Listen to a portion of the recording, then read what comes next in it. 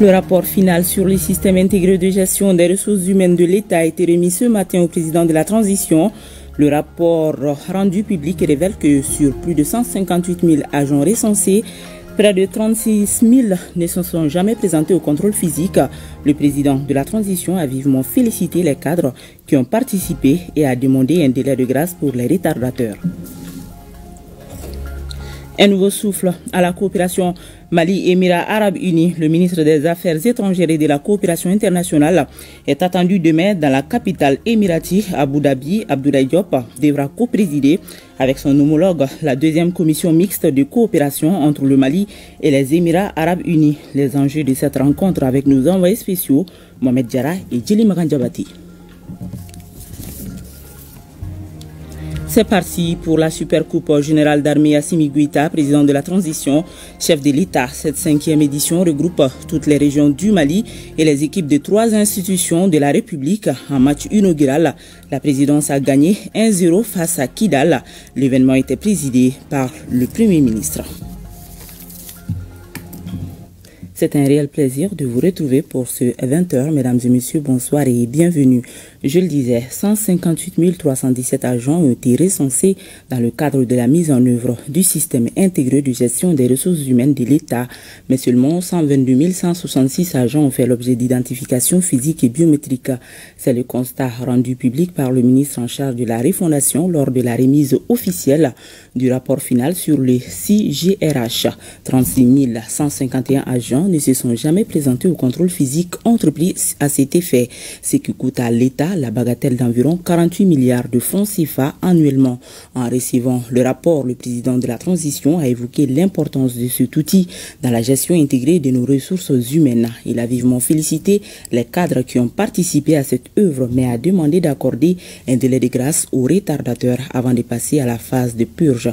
Le compte rendu avec Aloussini Touri.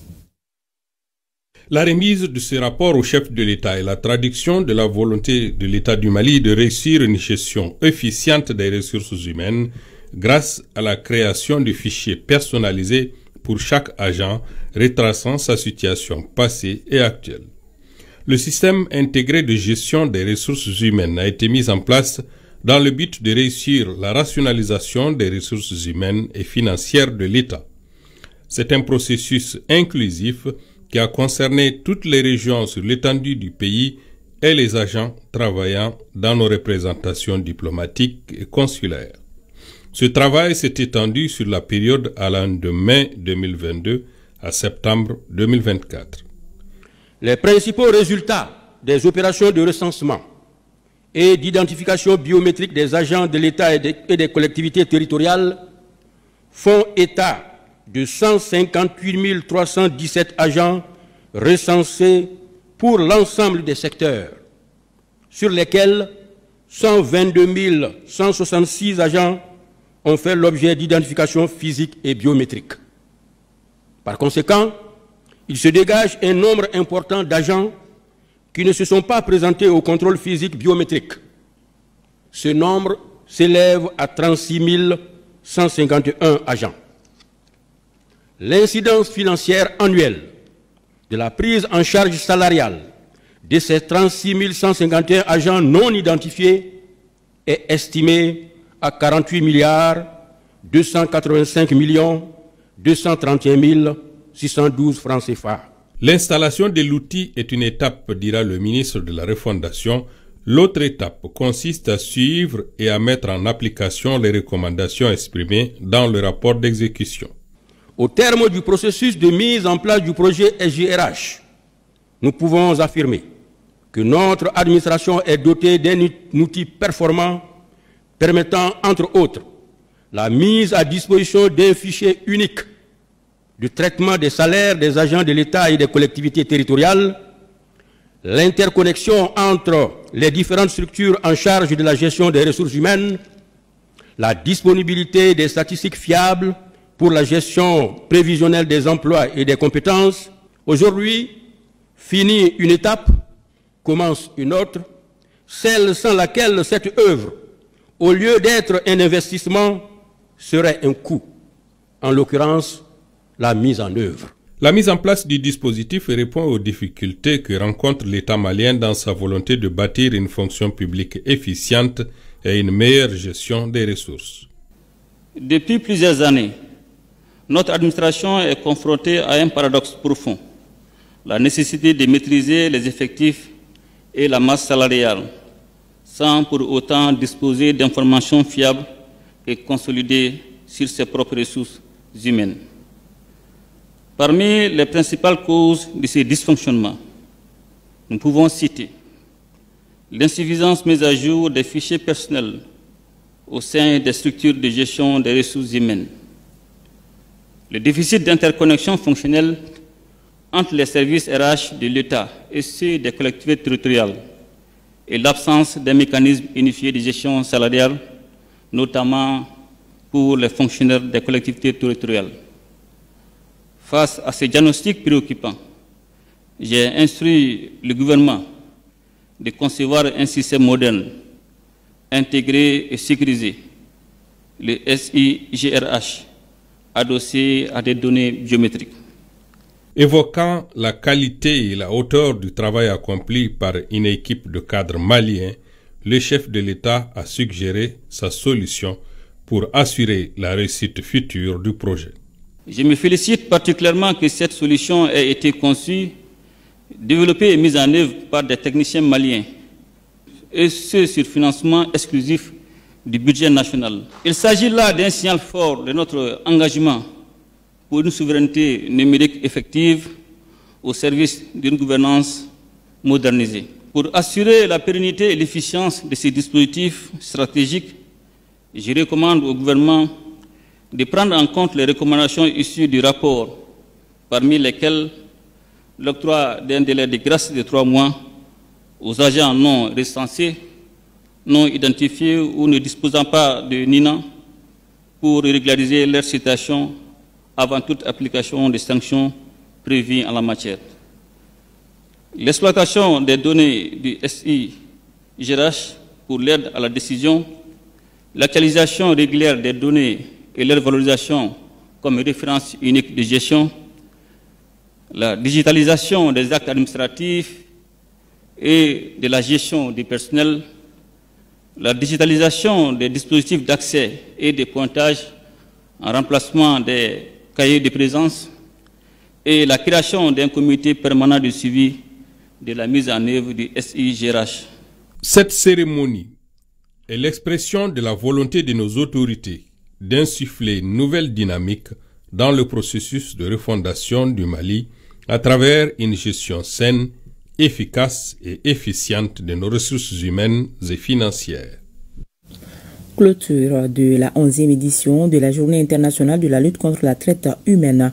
Pendant 2 semaines à Bamako et plusieurs régions du Mali ont dit non à la traite des êtres humains et aux pratiques assimilées. Des initiatives portées par le gouvernement et ses partenaires comme Inda Mali, l'ONUDC, le IEM et le Royaume des Pays-Bas ont fait le point de la cérémonie avec Bokari Koulibaly et Adama Traoré.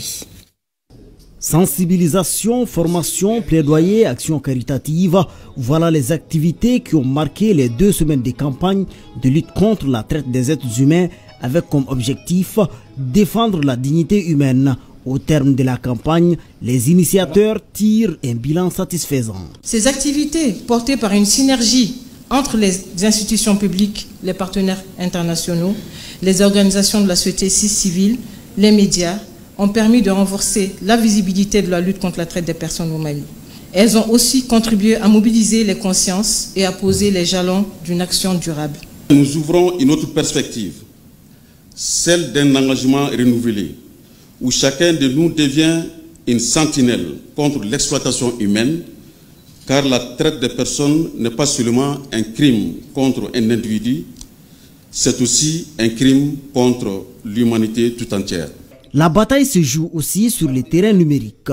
Les réseaux sociaux et les plateformes en ligne sont devenus des terreaux fertiles pour les trafiquants. Des conférences organisées avec les forces de sécurité ont permis de renforcer les synergies opérationnelles en mettant l'accent sur l'identification, la protection des victimes et la poursuite des auteurs. Le programme Compass financé par les royaumes des Pays-Bas. Il nous a permis d'appuyer l'élaboration du plan 2023-2027, former plus de 200 acteurs nationaux, fournir une assistance à plus de 500 victimes. Les réformes avancent, les résultats sont encourageants, mais la traite humaine reste difficile à éradiquer. Il importe de rappeler qu'en 2024, les efforts conjoints de l'État et des partenaires ont permis l'identification et la prise en charge de 629 victimes, l'ouverture de 430 enquêtes ainsi que la condamnation de 8 trafiquants. Une opération à Bamako a conduit à l'arrestation en février 2025 de 477 individus impliqués dans un vaste réseau de traite des personnes et d'escroquerie transnationale. Malgré ces avancées, il convient de reconnaître que d'importants défis subsistent. Parmi ces défis, nous pouvons noter les difficultés dans la collecte et le traitement des données, la faiblesse de la coordination interinstitutionnelle, la porosité des frontières et la tolérance sociale silencieuse face à certaines formes d'exploitation.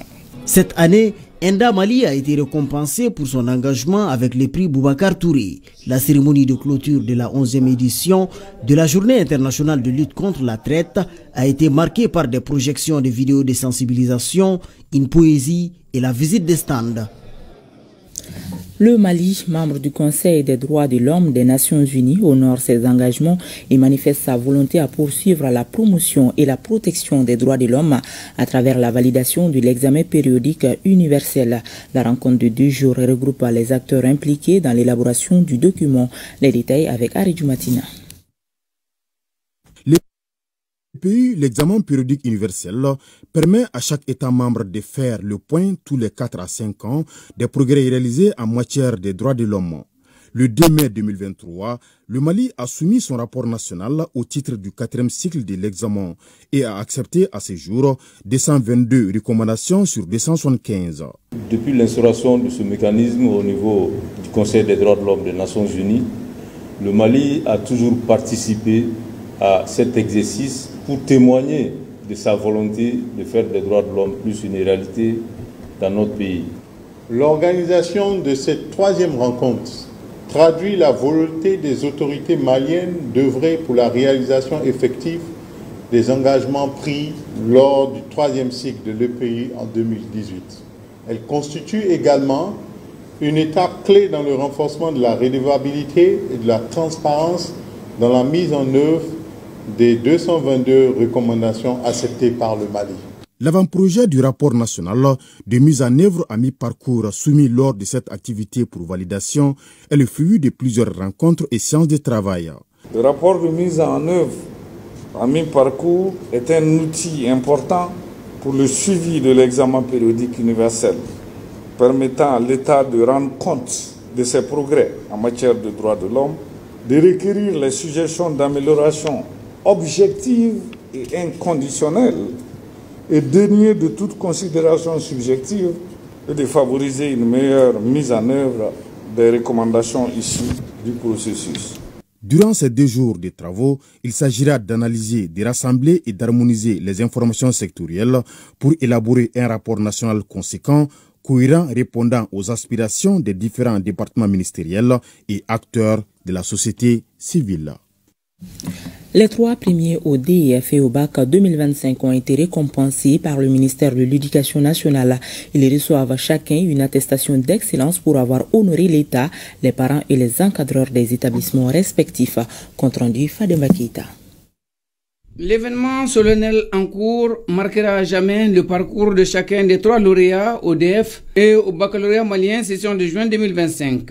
À savoir recevoir des mains du ministre de l'Éducation nationale une attestation d'excellence. Si les 3 premiers au DEF 2025, tous du Britannique militaire, ont eu chacun 18 de moyenne, le premier au baccalauréat malien session de juin 2025 a obtenu 18,15 de moyenne, suivi du 2e et du 3e qui ont eu respectivement 17,40 et 17,31 de moyenne. Nous sommes fiers de vous, vous faites notre fierté, vous faites la fierté des plus hautes autorités de la transition, avec à leur tête le général d'armée Assimi Goïta, président de la transition, chef de l'État, qui l'année dernière avait reçu nos meilleurs élèves, les meilleurs diplômés DF et baccalauréat. Je pense que cette année aussi, il y aura ça. Les récipiendaires et les parents d'élèves affichent leur satisfaction et invitent tous les acteurs impliqués à garder le cap. Avant toute chose, je tiens à remercier mes anciens. Sans eux, rien de tout cela ne serait possible. Je tiens aussi à remercier les encadreurs, l'éducation pour tout ce qu'ils ont fait pour nous. J'encourage vraiment mes jeunes frères et jeunes sœurs à fournir des efforts personnels afin de réussir. Je compte devenir un ingénieur en électromécanique ou mécatronique.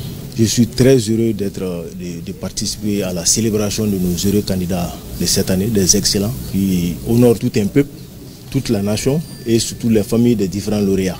De continuer sur cette lancée et d'être exemplaire pour être une source d'inspiration pour les générations futures. Cette tête bien faite honore non seulement la nation, mais aussi les parents, les encadreurs et leur administration scolaire. Dans un communiqué du gouvernement lu hier sur nos antennes par le ministre de la Sécurité et de la Protection civile, ce soir, nous revenons sur le film de cette arrestation planifiée en toute discrétion par les services de renseignement national. Un commentaire signé Bemba Sibi. Tentative de déstabilisation des institutions de la République au Mali. En toute discrétion, les services spécialisés déjouent une opération impliquant un groupuscule de militaires, de civils et un élément des services de renseignement français. Que s'est-il passé réellement? La France a envoyé au Mali un élément de la DGSE sous la couverture diplomatique. Son nom, Yann Christian Bernard Vézilier. Il est à Bamako depuis 1 an. Officiellement, il est 2e secrétaire à l'ambassade de France, mais sa mission était tout autre. Les éléments de renseignement sur l'homme l'attestent. Yann Christian Bernard Vézilier avait pour mission de préparer et d'exécuter une opération de déstabilisation des institutions de la République. C'est ainsi qu'il a discrètement rencontré beaucoup d'acteurs politiques et de la société civile. Il commençait à fréquenter aussi plusieurs grains à Bamako pour sonder l'opinion sur la marche de la transition. En vue d'atteindre l'objectif ultime recherché, l'agent de la DGSE française devait compter surtout sur certains officiers, sous-officiers et même de militaires radiés des rangs de l'armée. Peine perdue. Les services spécialisés veillent au grain. Tout le mouvement était surveillé comme du lait sur le feu. Début août, les arrestations commencent et c'est jusqu'au samedi 9 août 2025 qu'une note d'information tendancieusement élaborée circule sur des groupes WhatsApp annonçant l'arrestation du général de brigade Nema Sagara. La suite est connue. Les médias français entrent dans la danse en relayant en boucle l'information avec des éléments de langage comme général populaire, des militaires proches de tel ou tel, etc. Étonnés, ces médias français ont même annoncé l'arrestation du général Abbas Dambélé bien avant qu'il ne le soit. Pour information, le général Abbas Dambélé a été arrêté le 10 août 2025 et le général Nema Sagara le 7 août 2025. Quelle était leur motivation? Visiblement, renouer avec les anciens partenaires du Mali. Pour cela, ils avaient tout un plan de mobilisation des politiques et de la société civile. Des actions étaient envisagées également en vue de saper le moral des troupes ou même créer le doute dans la chaîne de commandement. C'était sans compter sur la vigilance des services spécialisés. Le feuilleton continue puisque le gouvernement annonce que les investigations se poursuivent pour identifier d'éventuels complices. Fin des travaux de la rencontre bilatérale entre Maliens et Guinéens à Conakry sur la sécurité transfrontalière et la libre circulation des personnes et des biens. Le ministre des Maliens établi à l'extérieur et de l'intégration africaine a été reçu en audience par le premier ministre de la Guinée. Les échanges ont porté sur les conclusions de cette rencontre bilatérale. Le ministre Moussa Ag Ataher était accompagné par le ministre guinéen en charge de la sécurité. Nos envoyés spéciaux Batraoré et Sidi Moribo Damili nous donnent plus de détails depuis Conakry. Aussitôt après la cérémonie de clôture de la rencontre, le ministre en charge de la sécurité de la Guinée et son hôte, le ministre Moussa Ag Ataher, ont été reçus en audience par le premier ministre de la Guinée, Amadou Ouriba.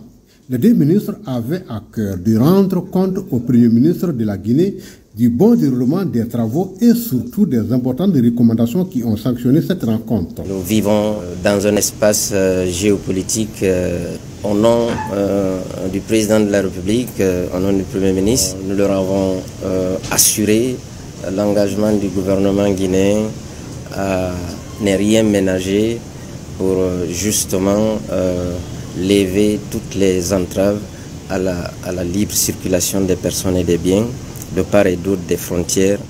Nous avons permis à nos services respectifs de part et d'autre d'avoir un dialogue direct, de se poser les bonnes questions et de trouver ensemble la bonne formulation en guise de réponse aux préoccupations. Nous sommes sortis très satisfaits de cette audience qu'a bien voulu nous accorder Monsieur le Premier ministre, sortis avec l'assurance que tout ce que nous avons fait comme travail et tout ce que nous avons retenu comme ensemble avec Monsieur le ministre de la Sécurité, tout ce que nous avons retenu comme recommandations et résolutions, nous avons eu les assurances de Monsieur le Premier ministre qu'un suivi sera fait et que l'accompagnement du gouvernement de Guinée ne fera pas défaut. La délégation malienne a ensuite échangé avec le ministre des Affaires étrangères des Guinéens établis à l'extérieur et de l'intégration africaine. Moussa Ag Attaher a également rendu une visite de courtoisie au ministre de la Justice et des Droits de l'Homme de la Guinée avant d'effectuer une visite au port de Conakry. Justement, à l'issue de la rencontre, un communiqué final a été signé entre le ministre des Maliens établi à l'extérieur et de l'intégration africaine et le ministre guinéen en charge de la sécurité.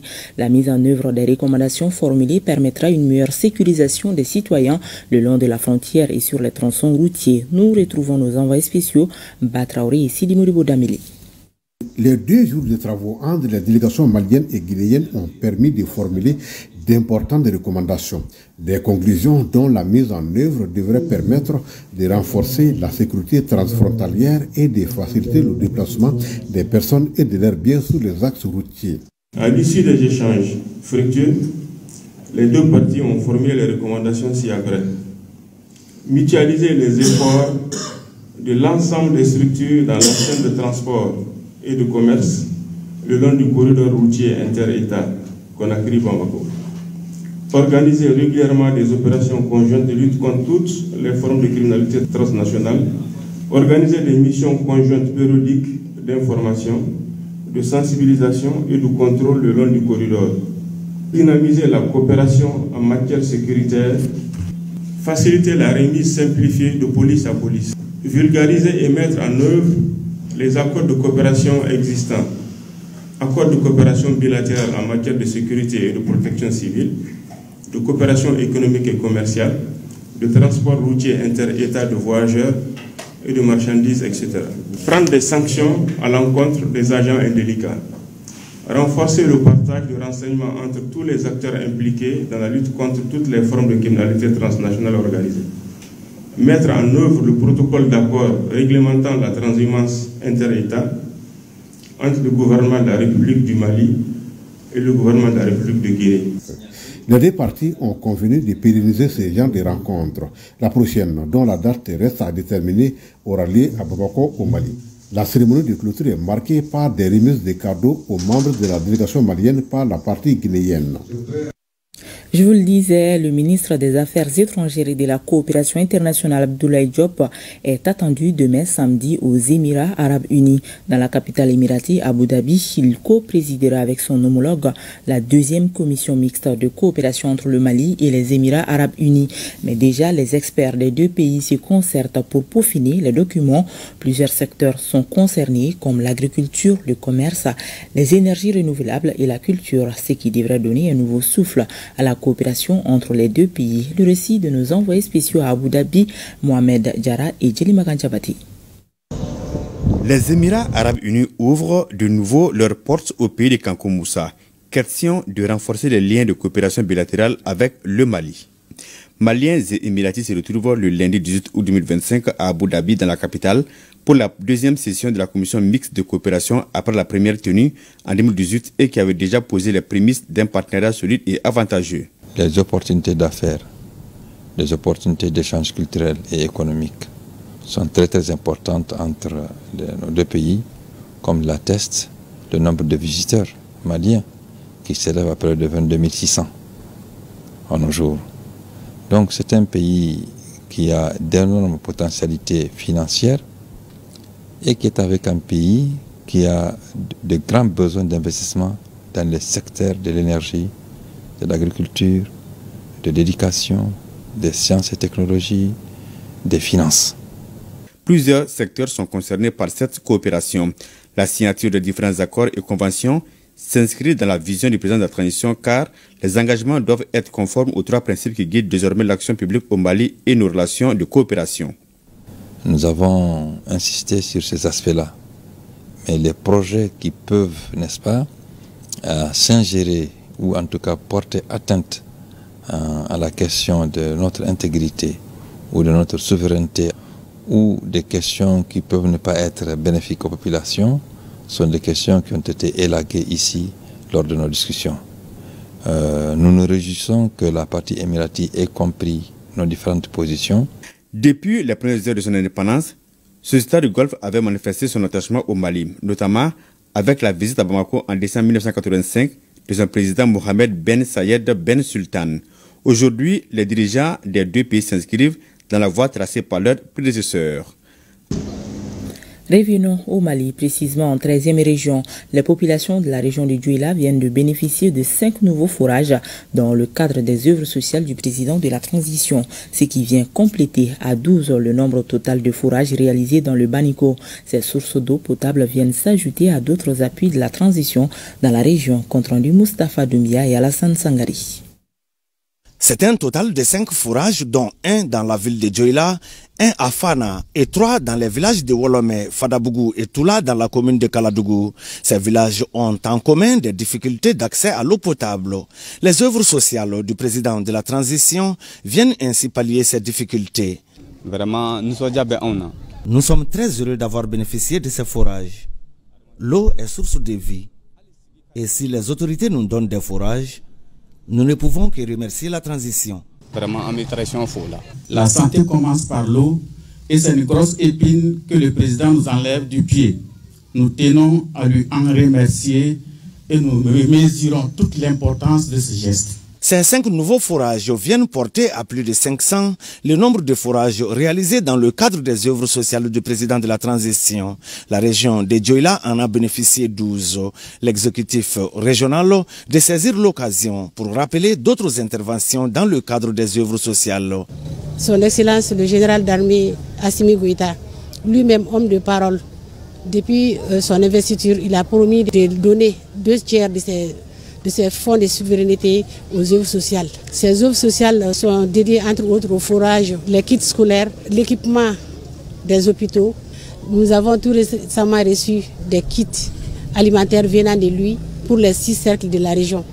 Et également, l'année dernière, il y a eu des kits alimentaires à l'endroit des victimes des inondations. La population de Djouila souhaite bénéficier d'autres forages et d'autres actions dans le cadre des œuvres sociales du président de la transition. Une doléance qui sera transmise à qui de droit selon la chef de l'exécutif régional.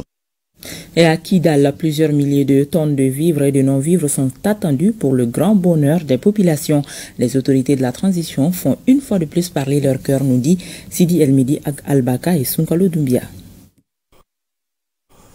En 8e région, les autorités de la transition, à travers le ministère en charge du commerce, soutenu par une volonté ferme du gouverneur de Kidal et les FAMA, lancent une vaste opération d'approvisionnement de tous les marchés de Kidal. Pour mettre en œuvre certaines mesures prises par les plus hautes autorités, sous le leadership du général d'armée Assimi Goïta, président de la transition, chef de l'État, qui a bien voulu, à travers le ministre de l'Industrie et du Commerce, mettre une certaine quantité de vivres et même quantité d'hydrocarbures à la disposition de la population de la région de Kidal. L'initiative vient à point nommé parce qu'elle va soulager la population de la région de Kidal qui, comme on l'a toujours dit,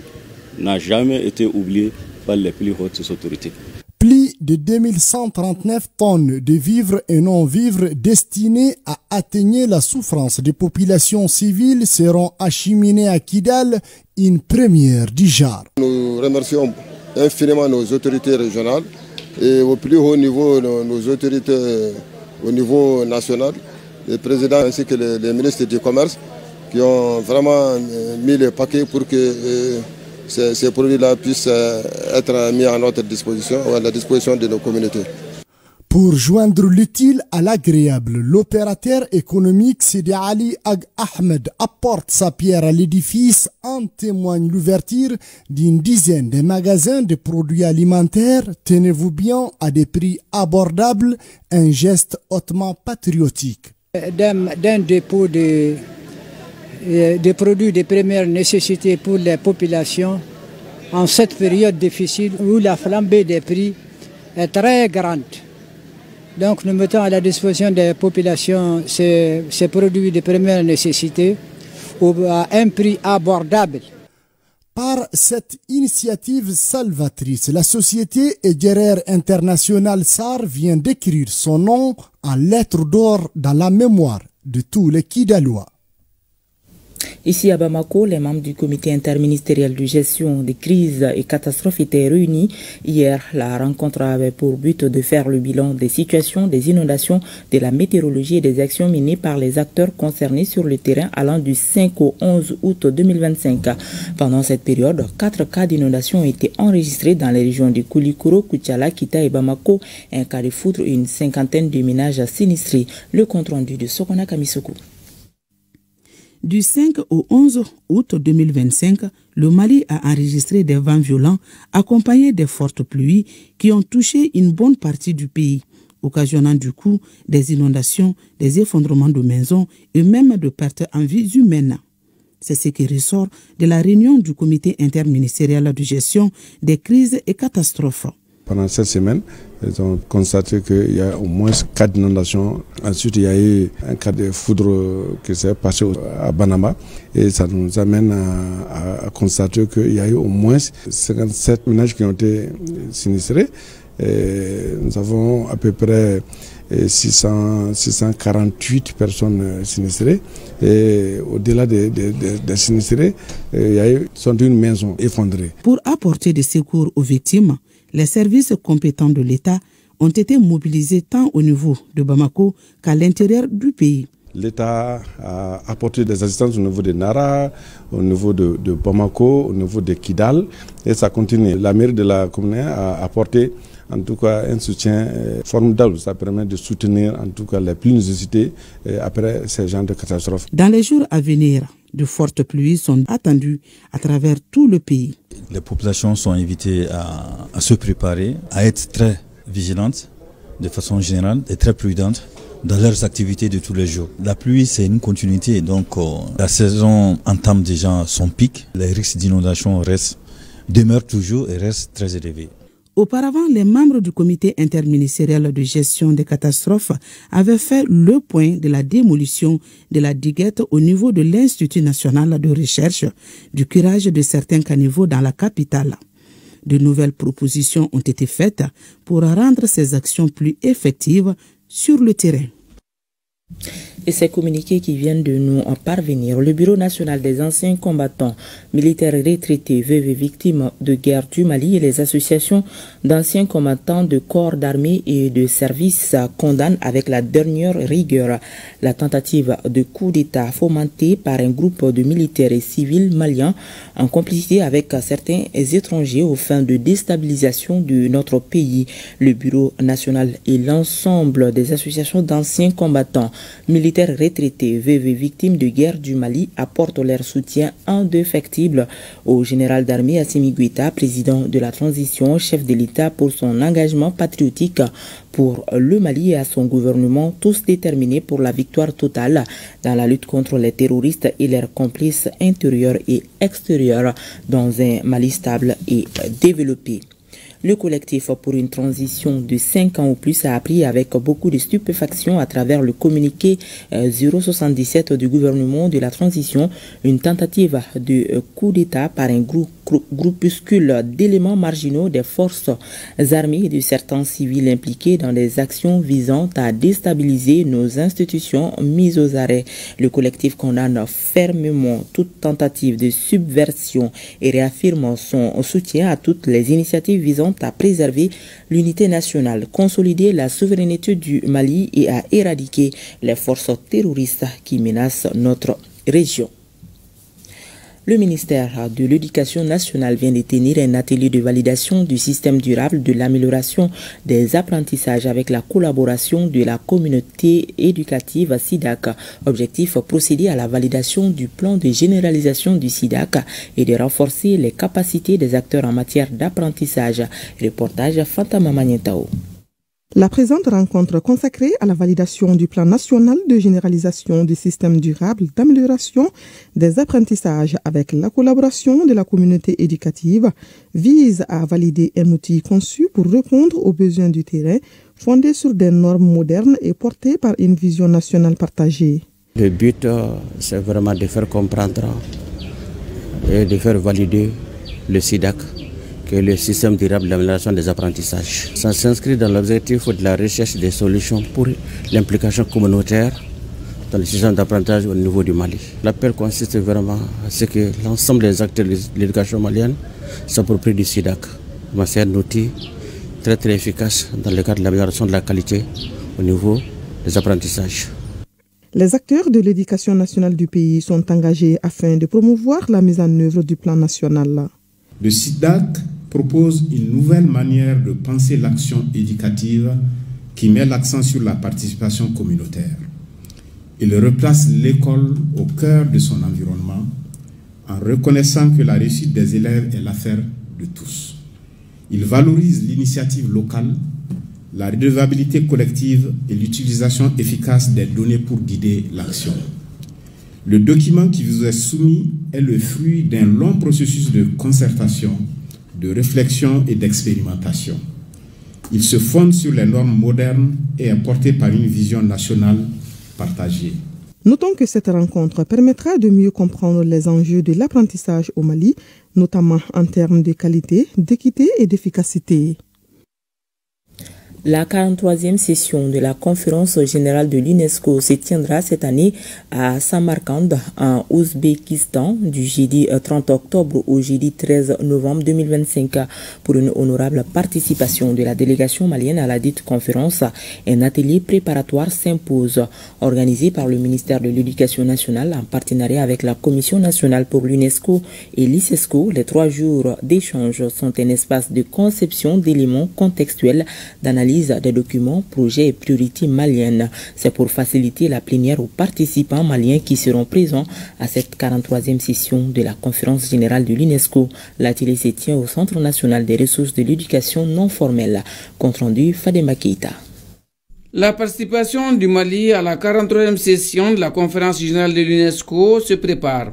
La délégation malienne qui sera présente à Samarkand en Ouzbékistan doit être munie de documents qui défendent les priorités du pays, consolident les relations avec l'UNESCO à travers des coopérations multiformes. Il s'agit concrètement d'une activité de 3 jours au cours de laquelle les participants seront répartis en sous-commissions de travail, sous-commission éducation, sous-commission sciences naturelles et exactes, sous-commission sciences humaines et sociales, sous-commission culture et sous-commission communication, pour analyser les projets de documents, de programmes qu'on appelle le 43C5, qui est un document d'orientation de l'UNESCO, qui donne les grandes orientations de l'organisation au cours des prochaines années, notamment 2026-2030, avec un premier exercice budgétaire de 2026 à 2027.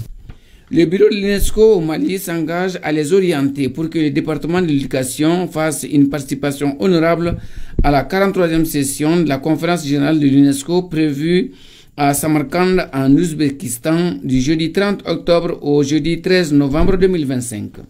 Dans l'actuel 43C5 de l'UNESCO, il y a 5 grands objectifs stratégiques. Il faut juste traiter 5 seulement. Premier objectif stratégique, c'est l'éducation de qualité, équitable et inclusive.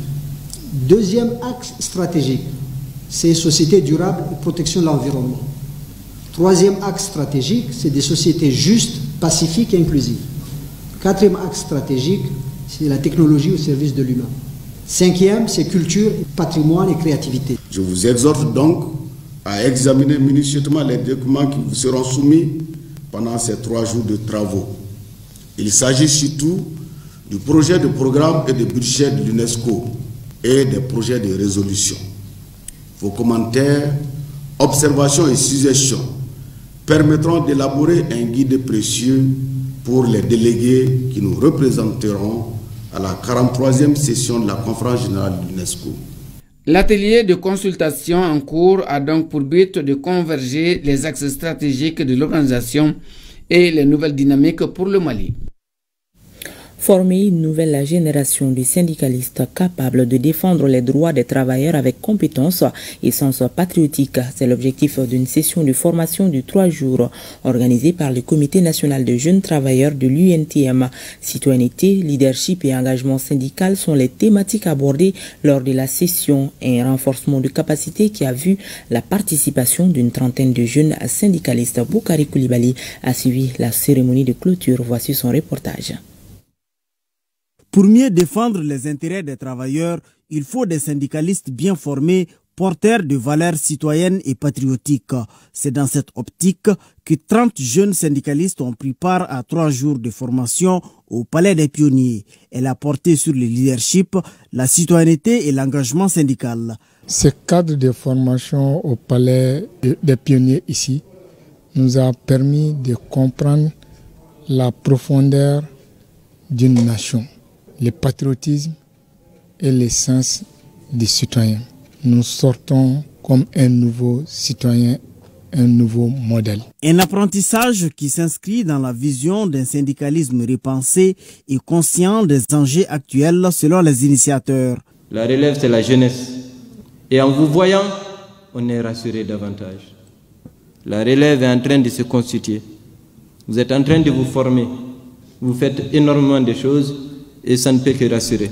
Pour le ministre en charge du travail, cette initiative est un pas important vers un syndicalisme plus fort et mieux préparé aux défis sociaux. Vous avez montré la voie à toute la jeunesse syndicaliste du Mali, celle de l'AES et voire celle de l'Afrique. Nous devrons œuvrer chacun sans relâche pour réécrire ensemble cette nouvelle page afin de rendre irréversible la nouvelle approche endogène du processus de paix basé sur les valeurs sociales et culturelles maliennes pour refonder l'État et résoudre le souci social. Clôturé ce 12 août, la formation a réuni des jeunes issus des 13 syndicats de Bamako. Tous repartent avec une mission claire, porter haut la voix des travailleurs avec compétence et conviction.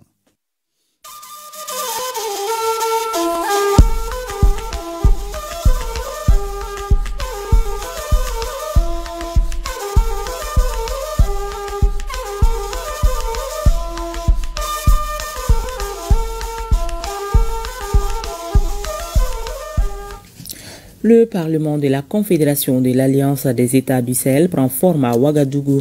Depuis plusieurs jours, toutes les parties prenantes sont réunies à Ouaga pour créer cet organe parlementaire que les pays de l'AES ont en commun. À la fin de leurs travaux, ils ont été reçus par le président de l'Assemblée législative de transition à qui ils ont donné la teneur de leurs travaux.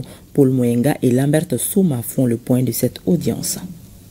Après 4 jours de travaux dans la capitale burkinabé, les parlementaires du Mali, du Niger et du Burkina, ainsi que les experts remettent au président de l'ALT le fruit de leurs réflexions. Leurs travaux portent sur l'opérationnalisation du Parlement confédéral pour se mettre en conformité avec le traité de création de la Confédération des États du Sahel. Après la conférence des chefs d'État et les sessions confédérales du Conseil des ministres, le Parlement fédéral prend forme. 2 textes majeurs sont remis à Ousmane Bougouma.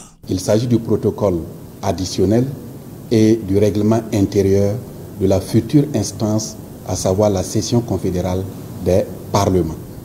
Et nous venons de recevoir les projets qui ont été élaborés, que nous allons transmettre à nos 2 homologues et ensuite aux 3 chefs d'État qui ont de ce point de vue-là le dernier mot pour la mise en place de cette instance. C'est véritablement une communauté de destin que nous sommes en train de tisser. Et la session confédérale va permettre la prise en compte progressive des préoccupations de nos populations, puisque c'est cette instance-là qui va être le porte-voix de nos populations dans les différentes actions de la Confédération. Selon le président de l'Assemblée législative de transition, les travaux de Ouagadougou montrent à souhait que l'intégration est en marche dans l'espace confédéral de l'AES, comme le veulent les présidents Ibrahim Traoré du Burkina, Assimi Goïta du Mali et Abraman Tiani du Niger. L'atelier de Ouaga se tient après la mise en place le 25 juin dernier de l'organe législatif du Niger, qu'est le Conseil consultatif de la refondation. Rencontre d'échange à la primature au Niger entre le comité ministériel de l'éducation et de la formation et les fondateurs des écoles privées sur le décret pris par le président de la République portant réduction de 20% les frais de scolarité applicables dans les établissements et institutions de formation privées au Niger. Les détails avec Jocelyne Amoussou et Askou Djibrila. Membres du gouvernement, du comité interministériel de l'éducation et de la formation et fondateurs d'écoles et d'instituts de formation privés face à face pour échanger sur la mise en œuvre effective du décret réduisant de 20% les frais de scolarité dans les établissements de formation privés. Des échanges pour faire des propositions pertinentes. À cet effet, les acteurs ont souhaité des mesures d'accompagnement dans plusieurs domaines. Parce qu'il y a eu un comité inclusif qui a été créé pour travailler sur cette perspective de réduction des frais de scolarité dans les établissements privés, avec des recommandations à l'appui qui ne sont pas exhaustives, certes, mais nous les convions donc à poursuivre ces réflexions sur les recommandations, voir qu'est-ce qu'on peut prendre en compte de façon pertinente. Ces fondateurs d'écoles ont souhaité déjà la création d'un cadre de concertation permanent pour faciliter la mise en œuvre de ce décret qui entre en vigueur à la rentrée académique.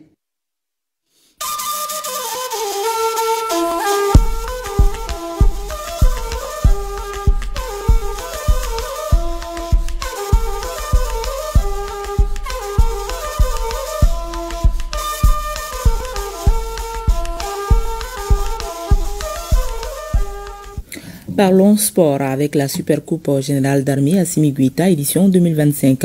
Le Premier ministre de l'administration territoriale et de la décentralisation, le général de division Abdoulaye Maïga, a donné ce vendredi le coup d'envoi de la 5e édition du tournoi de football qui regroupe 23 équipes des 19 régions du district de Bamako, de la présidence, du CNT et du gouvernement. Pour le chef du gouvernement, la Supercoupe générale d'armée Assimi Goïta est un espace de brassage, de cohésion entre les jeunes du pays et un moment de retrouvailles. La rencontre inaugurale a été remportée par la présidence de la République 1-0 contre l'équipe de Kidala. À la fin du match, le Premier ministre s'est confié à Mamari Kone et Aliou Touri. Tout d'abord, je voudrais au nom de son Excellence le général d'armée Assimi Goïta, président de la transition, chef de l'État, souhaiter la bienvenue à l'ensemble des équipes qui doivent prendre part à la 5e édition de la Super Coupe dédiée au chef de l'État. C'est l'occasion de le rappeler. Le chef de l'État, à juste titre, considère la jeunesse malienne comme étant le socle de la refondation de notre pays, donc l'édification du Mali Koura. Et c'est la raison pour laquelle il n'a ménagé aucun effort pour promouvoir le sport dans notre pays. L'organisation de la 5e édition de la Super Coupe dédiée au chef de l'État aujourd'hui arrive en maturité. C'est l'occasion de féliciter chaleureusement la Commission nationale d'organisation et le ministère de la Jeunesse et des Sports. Ceci s'explique en tout cas par la participation pour la première fois de 19 équipes provenant des 19 régions administratives de notre pays, en plus du district de Bamako. Contrairement aux autres éditions auxquelles participaient uniquement les 8 régions de notre pays plus le district de Bamako. Mais cette fois-ci, comme je l'ai dit, c'est les 19 régions administratives de notre pays, plus le district de Bamako, plus la présidence de la République, plus le gouvernement, plus le Conseil national de transition qui participe à cette 5e édition de la Super Coupe de son excellence le général d'armée Assimi Goïta.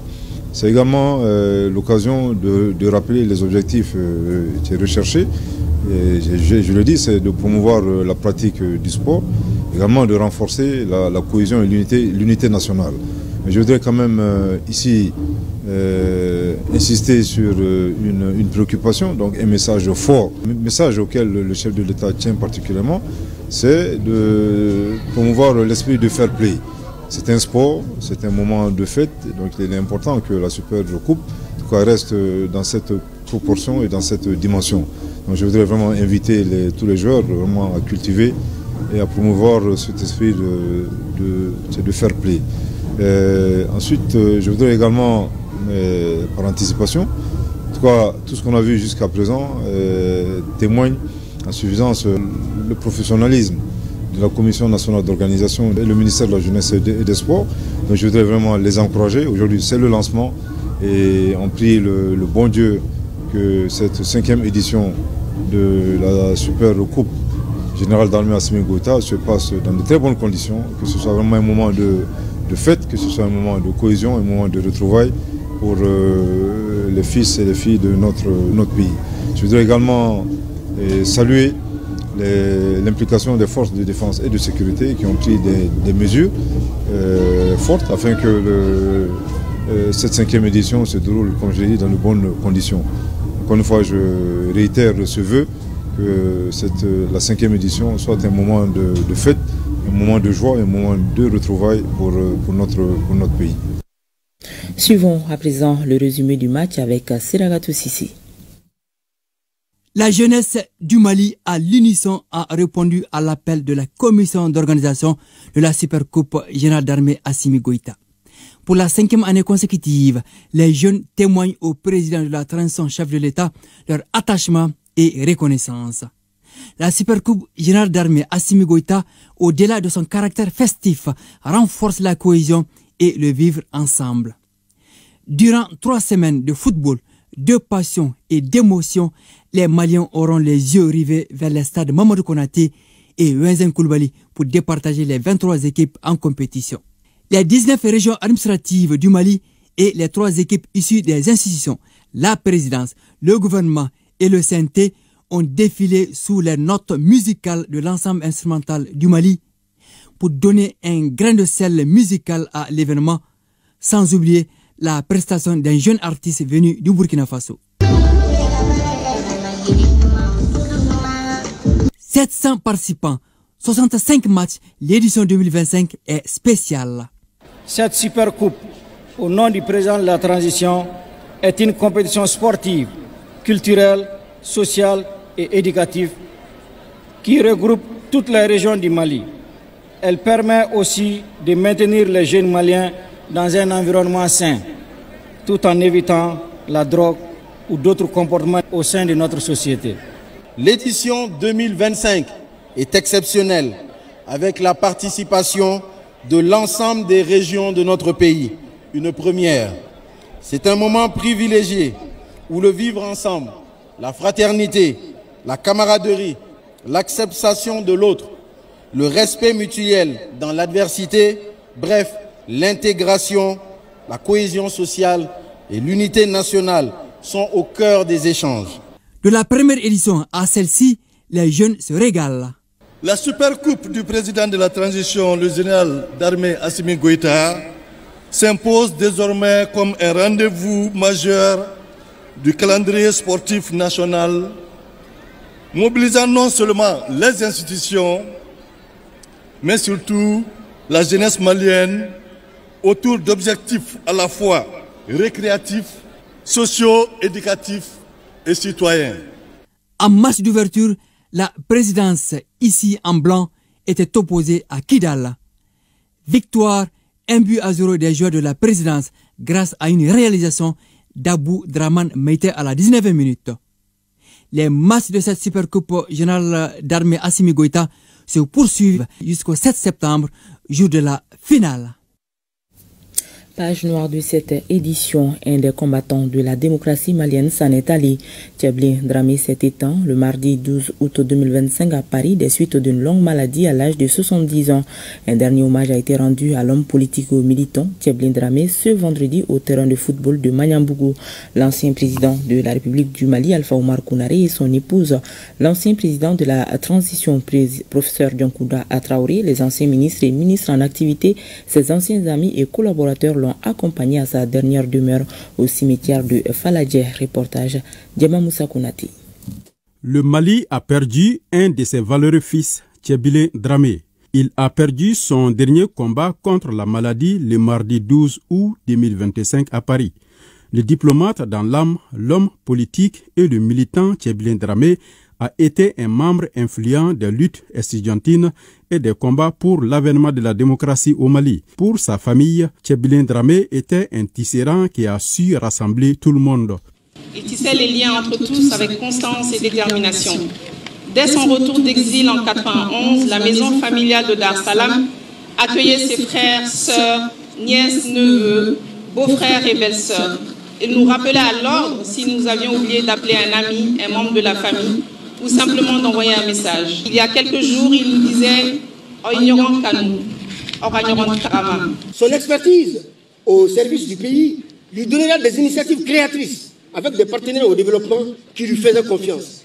Ici, j'ai une pensée de reconnaissance envers les partenaires hollandais. Des projets surgirent de partout pour le développement du Nord. Il organisa en janvier 1997 la table ronde de Caille, véritable boussole pour le développement de la première région administrative du Mali, toujours d'actualité. Il se frotte au suffrage en juillet 1997 et devient député de Nioro jusqu'en 2002. Il est nommé président du comité d'organisation du sommet Afrique-France. Le succès de la rencontre lui valut la médaille d'officier de la Légion d'honneur française. Pour ses camarades du mouvement démocratique, l'illustre disparu était un homme de conviction, un défenseur de la liberté d'expression qui avait un amour profond pour le Mali. Tchablé et moi-même avons fait connaissance vers la fin des années 1970 dans le feu des luttes estudiantines de l'époque, par des vicissitudes dont l'histoire seule a le secret. Nous avons emprunté des voies différentes, mais jamais nous n'avons oublié que ce qui nous a unis, c'est-à-dire une foi inébranlable au Mali et à la démocratie, était infiniment plus fort que les maladies infantiles du pluralisme. Un homme humble, un homme qui respecte, un homme de rigueur, un homme qui aime le Mali, patriote jusqu'au sang. Ayant occupé plusieurs hauts postes de responsabilité au Mali, le parcours de l'ancien ministre des Affaires étrangères du Mali rappelle que la diplomatie n'est pas seulement un métier, mais un engagement profond pour la paix et la dignité de notre peuple. Son action ne s'est pas limitée aux fonctions ministérielles, car en 1995, il devient consultant des Nations Unies pour préparer une opération d'observation des droits de l'homme au Burundi. Il servira également comme fonctionnaire de l'ONU dans plusieurs pays en crise, notamment en Haïti et au Burundi, et jouera le rôle de médiateur dans la crise malgache en 2009, facilitant les négociations intermalgaches tenues à Maputo et à Addis Abeba. Tchablé, c'est le courage, c'est la détermination, c'est l'engagement. Dans ses multiples vies, que ce soit l'étudiant engagé, que ce soit le militant des droits de l'homme avec son passage à Amnesty International, les réfugiés négro-mauritaniens peuvent en témoigner. Tchablé Dramé, artisan de la révolution démocratique de mars 1991. Tchablé Dramé, c'est l'homme empathique. Tchablé Dramé, c'est l'empathie faite homme. Tchablé souffre lorsque quelqu'un souffre. Tchablé Dramé a été d'abord une voix familière et chaleureuse pour la communauté africaine en France. Dans les années 1980, il anime à Paris l'émission de la radio Diaspora 2000 Tropique FM, un espace où se mêlaient information, débats et musique, et il portait haut les préoccupations, les espoirs et les luttes des Maliens de l'extérieur. Tchébélé Dramé repose désormais au cimetière de Faladié. Né en 1955 à Nioro du Sahel, il laisse sur lui 9 enfants et une veuve inconsolable. Dors en paix, l'homme politique. Dors en paix, Tchébélé Dramé. Et c'est ce qui met un point final à cette édition. Merci de l'avoir suivi. À demain, même heure, même plateau, s'il plaît à Dieu.